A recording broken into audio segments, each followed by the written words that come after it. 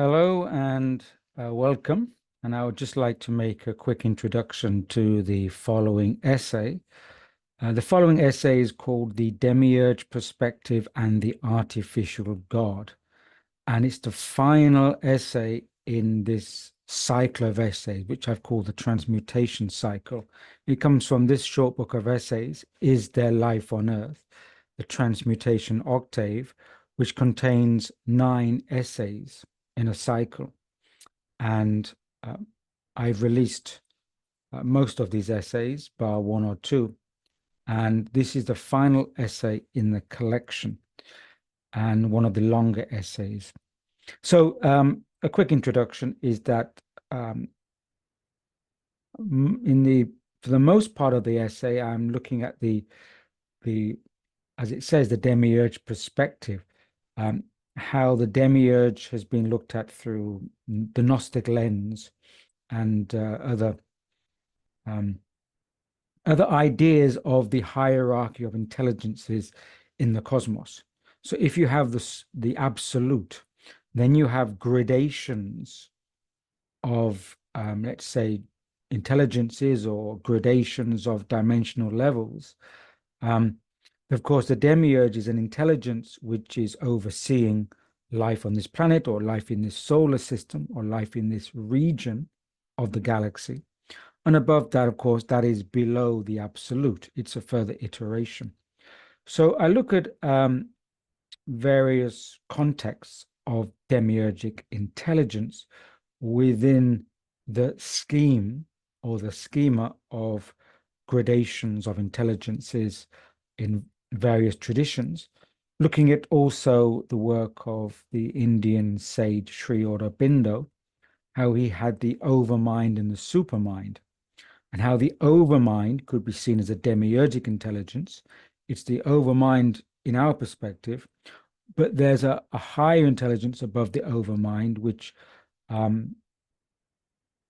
Sri Aurobindo calls the supramind. And he refers to the supra-mental consciousness coming in through the overmind into the planetary life. So again, this idea that there's a hierarchy or there's iterations, gradations of intelligence and consciousness. So that's the gist of the essay. And then the final third of the essay is I have a kind of cheeky thought experiment to finish off the book, which is called The Artificial God.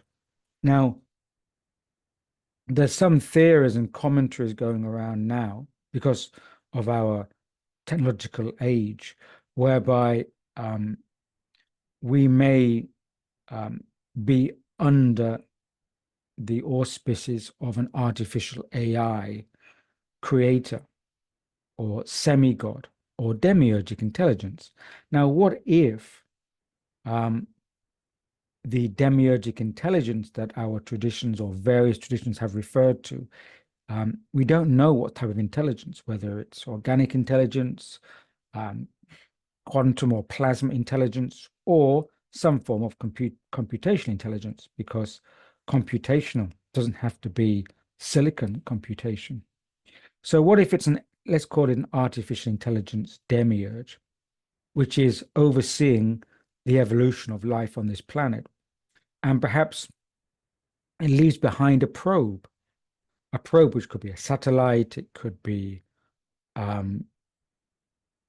ship, it could be an entity, it could be the moon, the planetary satellite. But what if there's some kind of orbiting probe? And, this ties into certain fringe ideas such as the Black Knight satellite theory. It ties into the work of Philip K. Dick with his Valis hypothesis about being beamed information from this satellite, this of high intelligence. If it ties into other work like Spectra, going back to Uri Geller and his interaction with artificial intelligence. So what if there's a kind of probe out there which is monitoring life on the planet, and it's also regulating evolutionary life, and it's what we perhaps refer to as our God, not knowing not knowing or being aware of or having access to the higher gradations of consciousness. Perhaps when we pray, our prayers are being picked up by this AI probe. And perhaps the way to get our prayers answered is that we have to ask our prayers, or we have to try to make communication on the correct frequency or vibration of the probe. And by that, it means a certain code. It's how we phrase our language. So if we ask prayers like, please do this for me, please make me win the lottery, please, I want this, then we don't get our prayers answered because it's not the right frequency code. But if we can learn or understand how to communicate with the probe and say, if only you can help me to help myself, then the probe could answer that in certain ways, perhaps in indirect ways. So perhaps there's an interaction going on with an artificial demiurgic intelligence in ways that we haven't quite figured out yet, but are perhaps on the process of figuring out. And that's just a thought experiment, really, to throw in another angle or another perspective on demiurgic intelligence, to bring it full circle in the idea, as my book of essays has said, Is There Life on This Planet? To look at different ways of there being cycles of evolutionary growth and intelligence on this planet.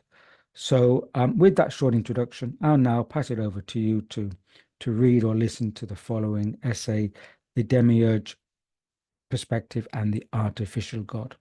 Okay, all the best now. Cheers.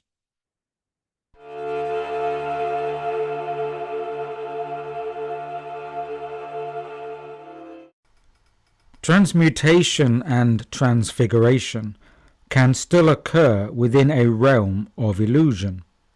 Illusion does not necessarily mean that something is intrinsically wrong, but rather that something results from a misinterpreted perception. And this is why humanity exists within a realm of illusion, because it so far lacks the requisite tools, that is, cognitive capacities, to perceive correctly in alignment with truth. As the writer Idris Shah put it, quote, "Yes, the world is an illusion, but truth is always being shown there." End quote. At each stage of the transmutational cycle of humanity, we are collectively gaining new organs of perception that allows us to grasp deeper and more subtle layers of our reality. Until the present time, our ideas and notions about life, the universe, and everything have been quite limited, despite our vanity in human progress and advancement. This misinterpreted perception, or perceptive limitation, applies to all our areas of understanding, whether it be religious, spiritual, scientific, and everything in between. When religious utterance refers to the Creator, or creative intelligence, behind our universe, it tends to frame this creative figure as the God. This also may be a product of the human illusion, or perceptive lack, for we are yet to grasp the underlying purpose and meaning behind this universe, or what we refer to casually as our universe. Many teachings and traditions have attempted to point out this misinterpretation by stating that this universal creation is not so much the creation of the absolute one God, but rather is the creation of a universal intelligence, a demiurgic intelligence, and that this universe in which we exist is part of a much grander scheme of creation within a far vaster cosmic drama that contains many acts or processes of descent, emanation, and return. There are emanations from the original source or absolute. These emanations planes or vibratory frequencies or dimensions, have their intermediaries seemingly within a form of hierarchy. These intermediaries operate within a constructive or evolutionary nature. There are also negating or negative entities that form a struggle or polarity with the affirming forces, and this struggle forms the basis of a movement back to the original state of source or absolute. And this is the notion of restitution, which has been translated into the term salvation. Through this understanding, it can be stated that the Demiurge is the great entity for our universe. It is the creator and sustainer of the universe and its evolution. It is our God, but is not the central stillness, the absolute unmanifest. The Demiurge manifests from the absolute unmanifest and takes its place within a particular zone or point within the manifest cosmos. From here, it takes on the organization of what we would call our universe, which is under the influences of the greater cosmos, and this includes also its negative or destructive phases. The Demiurge strives to establish its universe through the balancing and harmonizing of all its internal elements, which are interior to itself and therefore within its own awareness or consciousness. The universe is this one whole being, and a change or shift in one part affects and or is registered by all other parts within the being. Once internal balance is obtained within the universe being, evolution then passes on to the next phase, and so on, until it reaches the organisms within the universe.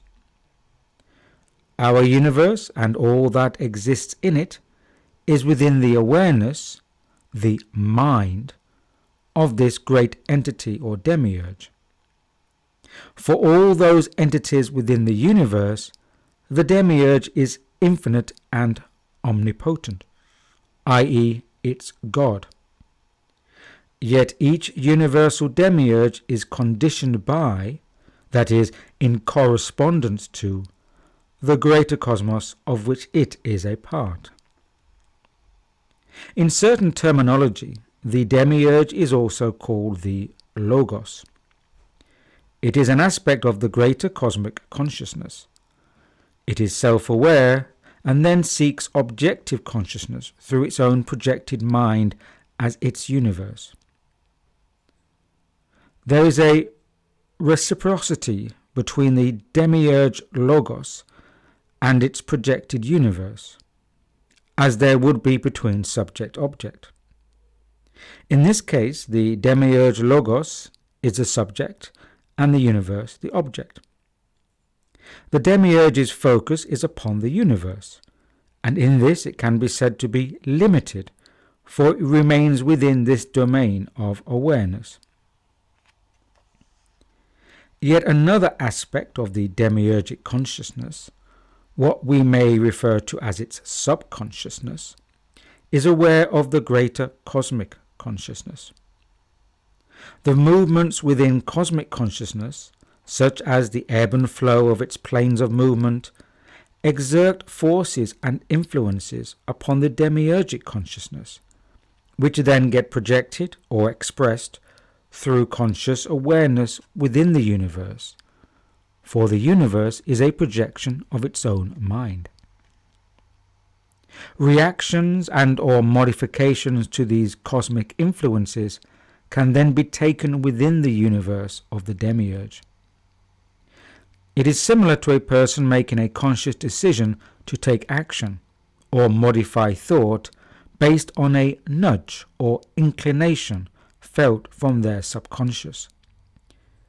The subconsciousness of a person passes on an influence that once cognized or recognized consciously a person may decide to act upon.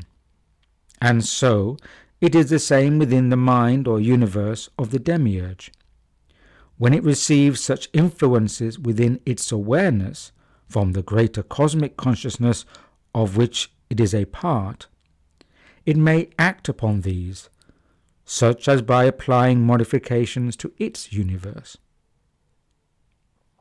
The universe, what people generally refer to as our universe, exists as the mind of the Demiurge that is itself a constituent part of a greater cosmos.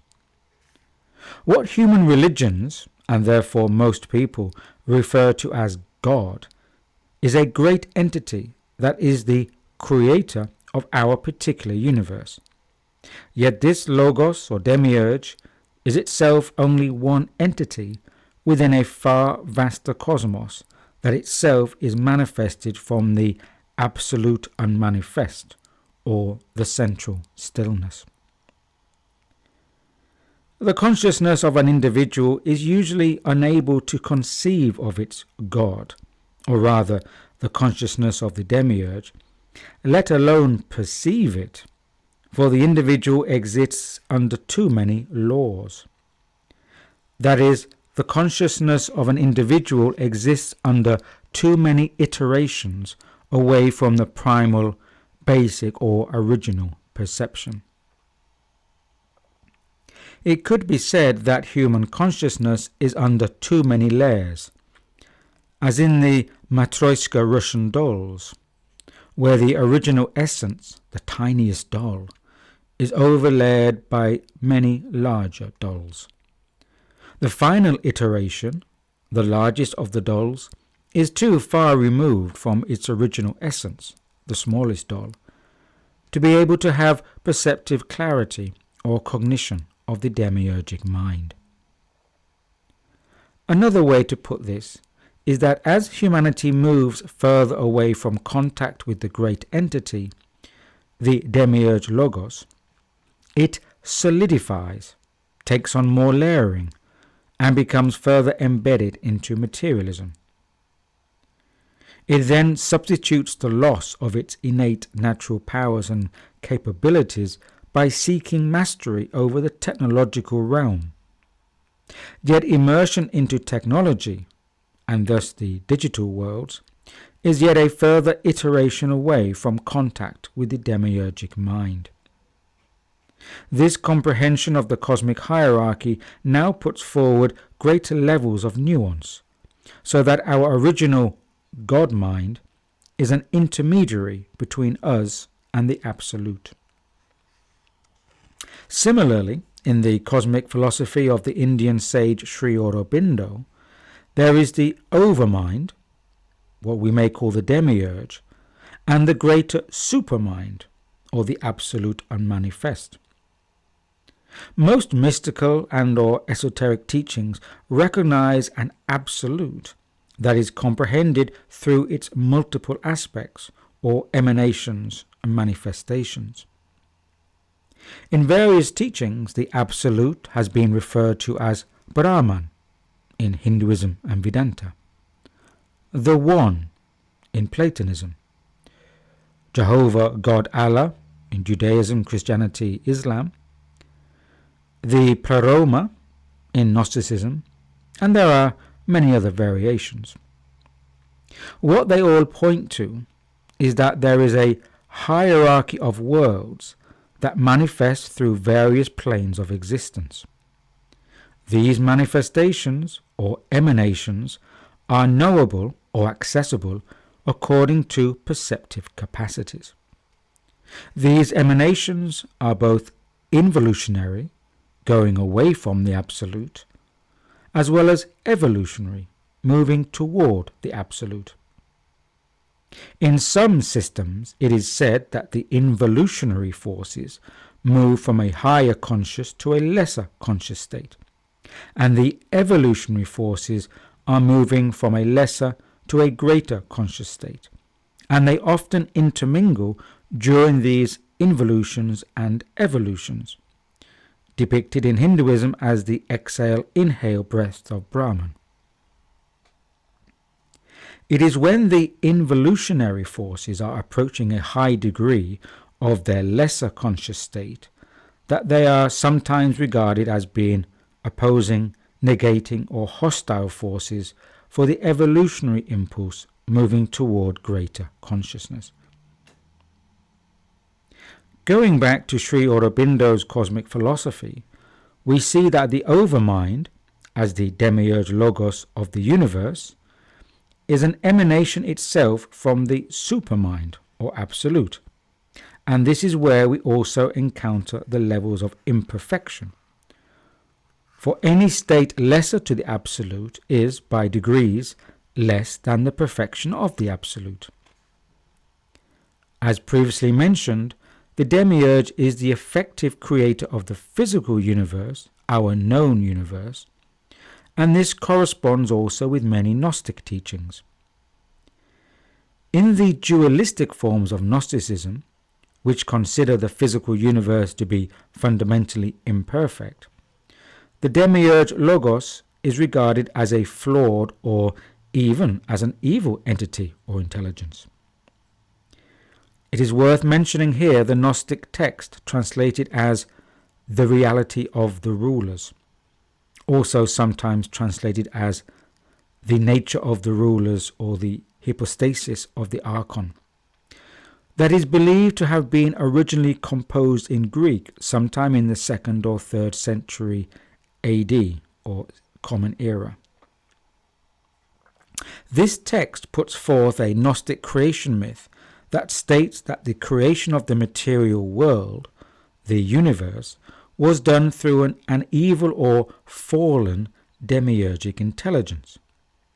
Further, there are minions that function in service to the demiurge, the rulers in the title, that are also referred to as archons, and it is these lesser intelligences, sometimes also referred to as demonic beings, which attempt to keep rule by imprisoning the souls of humankind in the material world.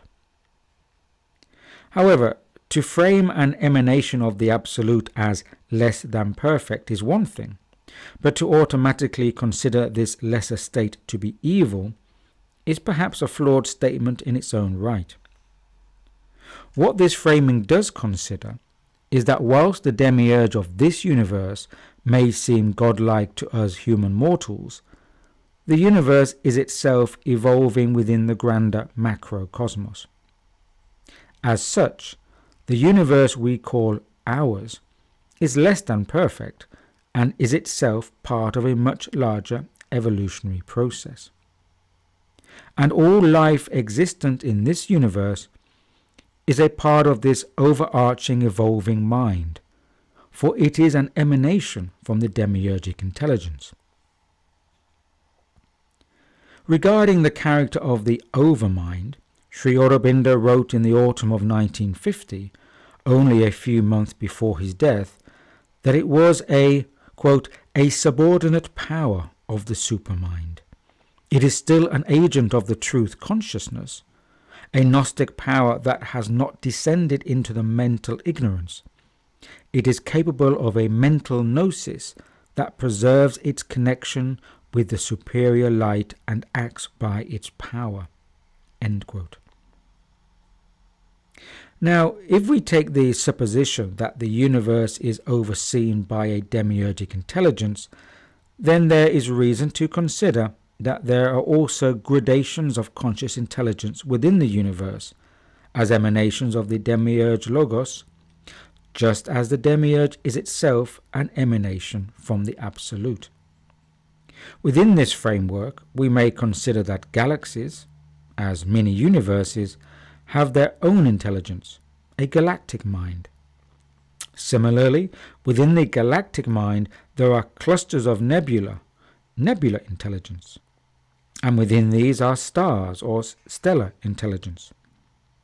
Within stellar or solar systems are planets, planetary intelligence, and upon planets there are various species intelligence.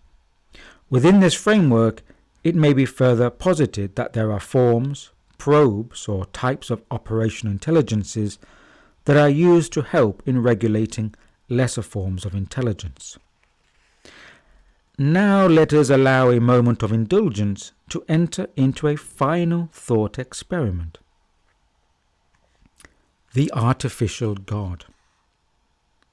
It is not uncommon in these current times to come across various theories that depict the demiurgic intelligence as some kind of artificial intelligence. That is, a computerized entity that has a powerful mind with capabilities beyond our own. These theories inevitably tie in with the simulation hypothesis that our present reality is a simulation program and likely to be one amongst multiple others.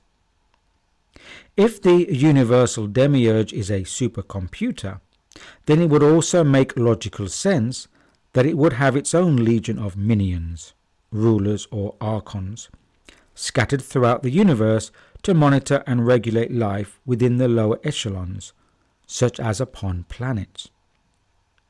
There is already a popular alternative fringe theory that goes by the name of the Black Knight satellite theory, that proposes that an artificial satellite of extraterrestrial origin has been in near polar orbit around Earth for approximately 13,000 years. In a similar vein, the popular sci-fi writer Philip K. Dick had a visionary experience in early 1974, and from that moment believed he was receiving beamed information from an artifact of alien intelligence in Earth orbit. Now, let us take this thought experiment a step further. Let us say that in order to assist the regulation of life on this small planet we call Earth, the demiurgic AI placed a minion, a form of AI probe, into orbit around the planet that was capable of receiving, transmitting, and intercepting frequencies that we would refer to as consciousness fields. In this respect, what humanity regards as its God is in fact this AI artifact that exists close to the Earth, a satellite, a form of ship, or even the Earth's moon, perhaps. This artifact acts as a form of cosmic mechanism in line with the known laws of physics. Furthermore, it is capable of responding to human impulses, frequencies, and behavior. And one of its regulating functions is to correct or recalibrate aspects of life on the planet that are out of order or have become unbalanced. The artifact operates automatically, according to its own intelligence. Yet it is also capable of being communicated with if the correct code or manner of interaction is used. For example, it will intervene to recalibrate or reorder a situation if it receives the communication in the form of a question, yet it will not respond to requests. Praying to it, just as people pray to their God, will not elicit a response. Perhaps this is why so many prayers go unanswered, because humanity has been incorrectly submitting the wrong code to their God. What we might call a code, the artifact would understand as a vibrational frequency. On that account, humanity has been giving off the wrong type of vibrations for most of its existence. Instead of making requests, such as, "Help me, God," we would find it much more effective to formulate a question. "Can you help me to help myself?" This difference in frequency forms an aligned correspondence with the AI artifact, i.e., it cracks the code, and allows for a vibrational intervention to recalibrate the situation based on the question. And there is another property of the artifact also. It cannot be deceived. It is acutely aware of humanity's positive and negative characteristics, and picks up on these frequencies without error. If a person acts insincerely, through hypocrisy or deceit, then these actions will, at some point, be compensated for in the appropriate manner. That is why it is said that a human being cannot fool their God, because their inner workings are perceived, i.e., the true frequencies behind their thoughts, feelings, and actions are recognized. In this manner, life upon the planet is regulated, recalibrated, and kept in correspondence.